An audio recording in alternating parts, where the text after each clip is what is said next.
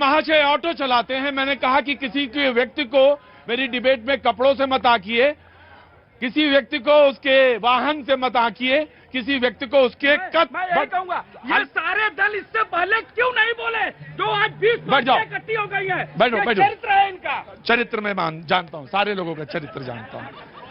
गजब है भाई, बहुत बहुत शुक्रिया। मैंने कहा तो इन्होंने डिबेट को आगे बढ़ाया। Now Anil will respond. तो फिर आप क्यों ऐसा कर रहे हैं, विरोध क्यों कर रहे हैं?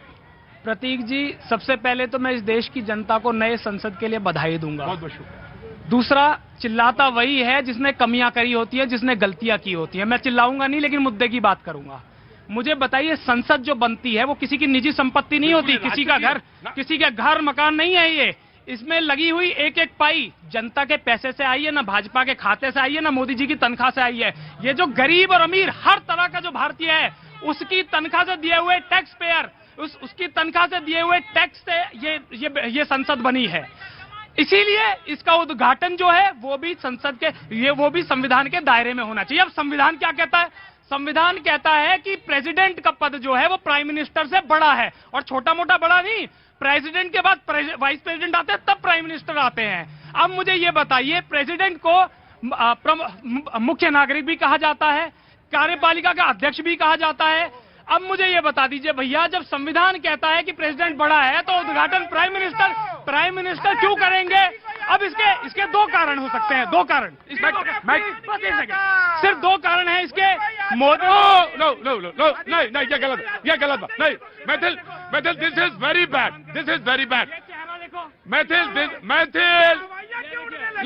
इज वेरी बैड, मैं आपको ज्यादा टाइम दे दूंगा। इसके दो कारण हैं। मोदी जी इतने आत्ममुग्ध हैं कि ना वो अपने सामने ना जनता की जनभावनाओं का सम्मान करते हैं, ना संविधान को मानते हैं, ना लोकतंत्र को मानते हैं, ना प्रेसिडेंट को मानते हैं। दूसरा कारण यह है जो उनकी और भाजपा की नफरत है आदिवासी समाज के लिए, दलित समाज के लिए, महिलाओं के लिए। और उदाहरण के साथ कह रहा हूं, जब इस पार्लियामेंट की बिल्डिंग का शिलान्यास हुआ था, तो कोविंद जी जो कि दलित समाज से आते हैं, वो राष्ट्रपति थे, उनको आपने शिलान्यास में भी नहीं बुलाया। आज आदिवासी महिला जो कि प्रेसिडेंट है, उनको आप इसके बहस को अनिल जी ने एक गति दी। अच्छी बात है, हिमाचल वाले हल्के से मुस्कुरा रहे हैं, गति दी। और ये अच्छे डिबेटर हैं, मैं इनको बहुत समय से जानता हूं, अच्छी डिबेट थी। लेकिन इन्होंने एक वाक्य बोला, मैं उसी वाक्य से इनसे पूछता हूं। आपने कहा कि एक दलित, एक आदिवासी, एक पिछड़े वर्ग के महिला का अपमान है। मैं जानना चाहता हूं मोदी जी किस वर्ग से आते हैं?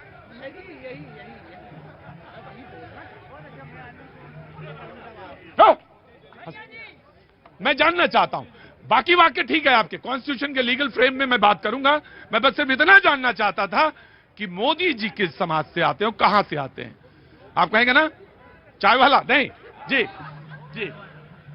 मैं आज सारी जनता को, भारतवासियों को नए संसद की शुभकामनाएं देते हुए, जो पीपल्स पार्लियामेंट बनने जा रही है, आत्मनिर्भर भारत का एक हिस्सा, जो कांग्रेस को हजम नहीं हो रहा, आम आदमी पार्टी को हजम नहीं हो रहा, क्योंकि इनको नया भारत हजम ही नहीं हो सकता। क्यों ये कह रहे कि राष्ट्रपति करे उसका? राष्ट्रपति की बात करने वाले अभी तो एक भाई बता ही चुके हैं कि इन्होंने, इंदिरा गांधी ने और राजीव गांधी ने किस तरीके से पार्लियामेंट की लाइब्रेरी या एनेक्स को इन लोगों ने इनॉग्रेट किया, और ये बड़ी बातें कर रहे हैं। और ये शायद कॉन्स्टिट्यूशन में जो लोग पढ़ते हैं उन्हें पता होगा कि जो प्रेसिडेंट है वो हेड ऑफ द स्टेट होता है, और जो प्राइम मिनिस्टर होता है वो हेड ऑफ द पार्लियामेंट होता है, और वो गवर्नमेंट को आगे चलाता है। हाउस, लोकसभा और राज्यसभा का हेड होता है।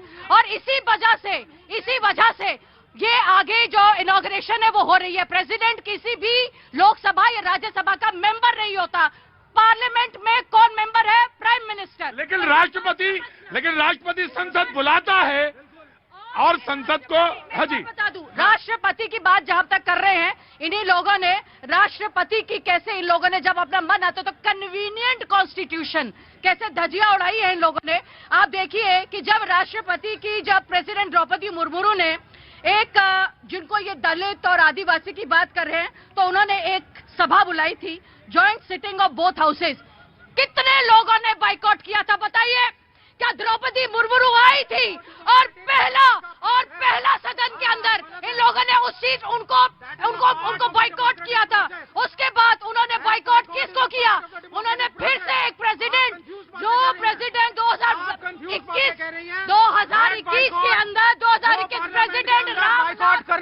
जी जी अनिल अनिल मैं दे रहा हूँ, आपको दे दूंगा जी। देखिए, इन्होंने तमाम गलत गलत बातें बताई, अभी भी ये नहीं बता रही हैं क्या द्रौपदी मुर्मू का अपमान नहीं हुआ इस बात से? क्या ये आदिवासी समाज का अपमान नहीं हुआ? और अभी ये कह रही थी, आप अभी ये कह रही थी कि प्राइम मिनिस्टर सरकार चलाते हैं। मैडम जी, प्राइम मिनिस्टर सरकार चलाता है on the name of president. President सर्वोपरि है, नरेंद्र मोदी नहीं। किया था, पूछिए इनसे। इनके कांग्रेस के राष्ट्रपति बोलते हुए, इविल फिलॉसफी बोलते हुए बोला था कि नहीं बोला था? आप अपमान करेंगे आप प्रधानमंत्री और आप मिलकर प्रेसिडेंट का अपमान करेंगे, आदिवासियों का अपमान। डिप्लोमेसी देखो, अरे देखो कांग्रेस की डिप्लोमेसी। अरे द्रौपदी मुर्मू बनी तो कहते हैं ये आदिवासी है। देखिए, आपने भी सुना, हमारी सिर्फ इतनी मांग है, जो संविधान के दायरे में रह के काम किया जाना चाहिए वो होना चाहिए। ये भाजपा के पैसे से बना हुआ कोई घर नहीं है। सुनो, क्या नाम है तुम्हारा? आयुष। आयुष, ये सब आंखें बंद रखना, खोलो नहीं। क्या उम्र है तुम्हारी? उम्र क्या है? 9 साल। आंखें बंद रखो, अच्छी बातें नहीं हो रही। जो यहाँ पे आईएएस की तैयारी करने वाले, मैं आ गया आपके पास, आईएएस की तैयारी करने वाले लोग आते हैं, वो अक्सर इस बहस को जानते हैं कि राष्ट्रपति की पावर्स, प्राइम मिनिस्टर की पावर्स, पार्लियामेंट, संसद, उसकी सर्वोच्चता, इस पर एक बहस है, एक डिबेट है पूरे देश में, एक पूरे मुल्क में होती है। वो सिर्फ बहस जो है वो एकेडमिक है। वो बहस जो है आईएएस की तैयारी करने वाले लोग या कहीं जब चर्चा में विषय आता है तो उसमें लिए रखते हैं। जी, आपने तो मौन व्रत ले रखा है। देखिए प्रतीक जी, किस प्रकार से संविधान हमारे कांग्रेस के प्रवक्ता चिल्ला रहे हैं और महिला सम्मान और आदिवासी सम्मान की बात कर रहे हैं। अरे भैया, जिन्होंने इस देश के संविधान को कुचल दिया हो, आपातकाल लगाकर, तब संविधान की याद नहीं आई। दूसरी चीज, अरे भैया, आप डाइवर्ट कर रहे हैं।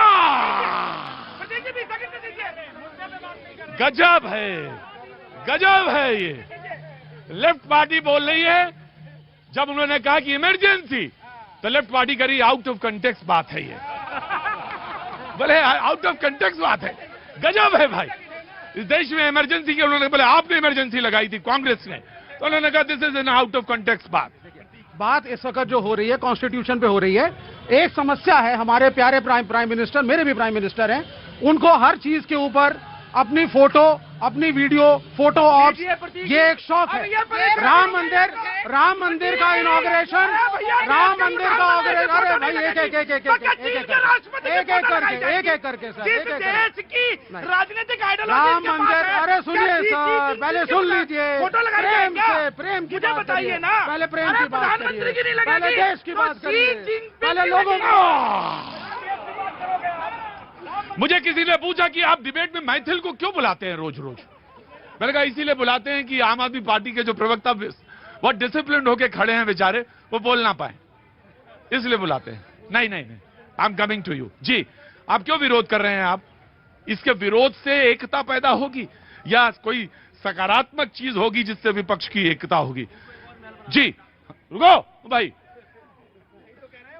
जो बेकार आउट ऑफ कंटेक्स्ट ये बात है, इसको मैं नहीं सुनूंगा। हाँ जी, देखिए प्रतीक जी, पूरी चर्चा हुई संविधान और कानून पे, तो भारतीय जनता पार्टी और मोदी जी से संविधान और कानून की अपेक्षा करना ये अपने आप में बेमानी बात है, क्योंकि ये संविधान में विश्वास नहीं करते। भाई, अमेरिका के राष्ट्रपति कह रहे हैं कुछ, पापुआ न्यूगिनी के राष्ट्रपति, मैं क्या कह रहा हूँ, ऑस्ट्रेलिया के, रोज संविधान का गला घोट रहे हैं, रोज लोकतंत्र की हत्या कर रहे हैं, रोज सुप्रीम कोर्ट, अरे देश की सबसे बड़ी कोर्ट ने यह कहा कि दिल्ली की चुनी सरकार को सारी शक्तियां, एक कागज का टुकड़ा लाके दिल्ली की सरकार की सारी शक्तियां वापस ले ली। सुप्रीम कोर्ट की 5 जजों की बेंच को ठेंगा दिखा दिया। इस तरीके के लोग, इनसे आप कानून की अपेक्षा करोगे, इनसे संविधान की अपेक्षा करोगे, और राष्ट्रपति हेड ऑफ द स्टेट है, राष्ट्रपति को नहीं बुलाना अपने आप में राष्ट्रपति का अपमान।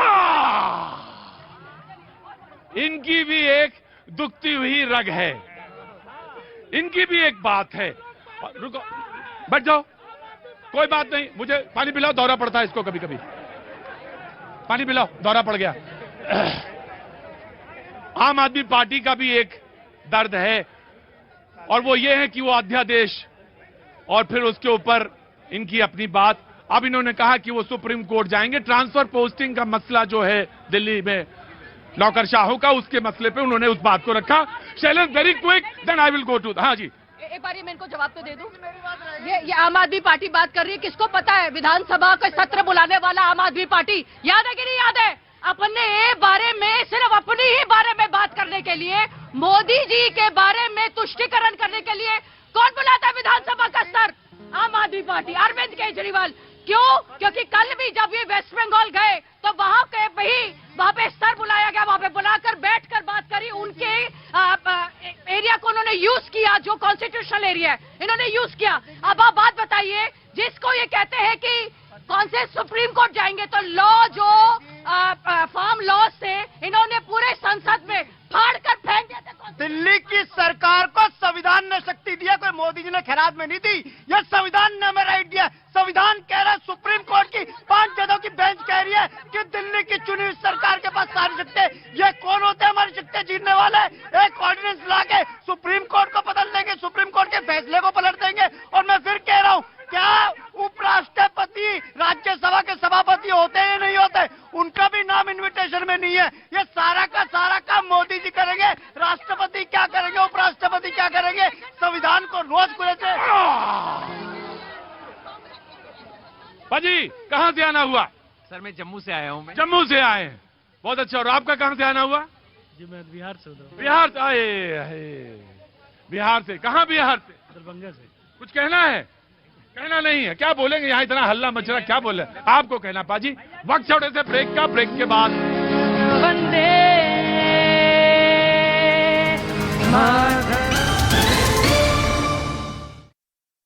संभाल लिया था, जिसका जैनब ने विरोध किया था। इस बीच यूपी के प्रयागराज में गैंगस्टर अतीक अहमद के वकील विजय मिश्रा पर एक कारोबारी से 3 करोड़ रुपए मांगने का आरोप लगा। एक रोज पहले ही अतीक गैंग के 3 गुर्गों पर आरोप लगा कि उन्होंने एक परिवार से 15 लाख रुपए की मांग की थी, जिसका एक वीडियो भी सामने आया, जिसमें अतीक गैंग के 3 गुर्गे जबरन एक घर में घुसकर परिवार के लोगों को पैसे के लिए जान से मारने की धमकी देते नजर आए। और अब अतीक अहमद के वकील विजय मिश्रा पर प्रयागराज के ही एक कारोबारी सईद अहमद से 3 करोड़ रुपए मांगने का आरोप लगा। कारोबारी का आरोप है कि विजय मिश्रा ने उसकी दुकान से फर्नीचर बनाने के लिए 1,20,000 रुपए का सामान खरीदा था, लेकिन कुछ दिनों बाद जब उसने पैसे मांगे तो वो उसे धमकाने लगा। और आरोप है कि विजय मिश्रा ने न सिर्फ उसे धमकाया, बल्कि अतीक और उसके गुर्गों के नाम पर उससे 3 करोड़ रुपए की डिमांड कर दी। हालांकि 20 मई को कारोबारी ने उसके खिलाफ केस दर्ज करा दिया, जिसके बाद पुलिस मामले की जांच में जुटी है। और उधर हिंदू राष्ट्र की मांग करने वालों पर बैन लगाने की मांग करने वालों पर बागेश्वर धाम के धीरेन्द्र शास्त्री ने पलटवार कर दिया है। उन्होंने दावा किया कि हिंदू राष्ट्र की मांग कोई जातिवादी सोच नहीं है, बल्कि भारत की संस्कृति से ही जुड़ी हुई है। कुछ मुस्लिम धर्म गुरुओं ने पंडित धीरेन्द्र शास्त्री के हिंदू राष्ट्र की मांग के ऊपर विरोध जताया था। विरोध करने वालों में यूपी के बरेली में ऑल इंडिया मुस्लिम जमात के राष्ट्रीय अध्यक्ष मौलाना शहाबुद्दीन रिजवी भी थे। उन्होंने दावा किया कि आने वाले 500 साल में भी हिंदुस्तान एक हिंदू राष्ट्र नहीं बन पाएगा। जबकि ऑल इंडिया इमाम एसोसिएशन के अध्यक्ष मौलाना साजिद रशीदी ने धीरेन्द्र शास्त्री पर बैन लगाने की मांग की थी, जिस पर धीरेन्द्र शास्त्री ने पलटवार किया। पीछे आते जाएं। वहीं उन्होंने इसका विरोध करने वालों को पहचानने से भी इनकार कर दिया। इधर 2000 रुपए के नोट को बदलने या फिर उसे बैंकों में जमा करने की प्रक्रिया शुरू हो गई। अब किसी भी बैंक में जाकर 2000 रुपए के नोट को बदला जा सकता है। हालांकि एक बार में 10 नोट यानी 20,000 रुपए ही बदले जा सकते हैं, जबकि 2000 के नोट खाते में जमा करने के लिए रिजर्व बैंक ने कोई सीमा तय नहीं की है। अगर किसी के पास बैंक अकाउंट नहीं है तो भी वो बैंक में जाकर नोट बदलकर दूसरे नोट ले सकता है। 2000 के नोट बदलने की अंतिम तारीख 30 सितंबर 2023 तय की गई है। उधर मध्य प्रदेश के बालाघाट में धीरेन्द्र शास्त्री पर कथा पर हाईकोर्ट में जम करके विरोध करने वालों के ऊपर तंज कसा। याचिका खारिज करने पर उन्होंने हाईकोर्ट के जज को धन्यवाद भी दिया, क्योंकि बालाघाट में धीरेन्द्र शास्त्री की कथा पर रोक लगाने की मांग को लेकर याचिका दाखिल की गई थी। कोर्ट ने कई सवालों के जवाब नहीं मिलने पर इस याचिका को खारिज करते हुए दोबारा याचिका दाखिल करने के निर्देश दिए। हाई कोर्ट में पिटीशन लगाई कि धीरेन्द्र कृष्ण शास्त्री बागेश्वर सरकार को यहाँ मत भेजो जंगल में, वरना वनवासी आदिवासी लोग विचलित हो जाएंगे। हमें उल्टा लग रहा तो उनकी अब फटली बढ़ गई। धीरेन्द्र शास्त्री ने दावा किया कि बालाघाट के आदिवासियों को लालच देकर उन्हें सनातन धर्म से दूर किया जा रहा है। पाकिस्तान के खैबर पख्तूनख्वा प्रांत में हुए आतंकी हमले में 6 सुरक्षा कर्मियों की मौत हो गई। पाकिस्तान पुलिस के मुताबिक आतंकियों ने वहां यूरोपीय देश हंगरी की तेल और गैस कंपनी को निशाना बनाया। और उस पर ताबड़तोड़ हमले किए। इस दौरान सुरक्षा कर्मियों और आतंकियों के बीच मुठभेड़ हुई। पुलिस के मुताबिक करीब 50 आतंकियों ने खैबर पख्तूनख्वा प्रांत में मौजूद यूरोपीय देश हंगरी की तेल और गैस कंपनी पर हमला किया। इस दौरान सभी हमलावर खतरनाक हथियारों से लैस थे। उन्होंने वहां कई मोर्टार भी दागे, जिससे वहां तैनात पाकिस्तान के 6 सुरक्षा कर्मियों की मौत हो गई। पाकिस्तान के मीडिया का आरोप है कि यह हमला TTP यानी तहरीके तालिबान पाकिस्तान के आतंकियों ने किया।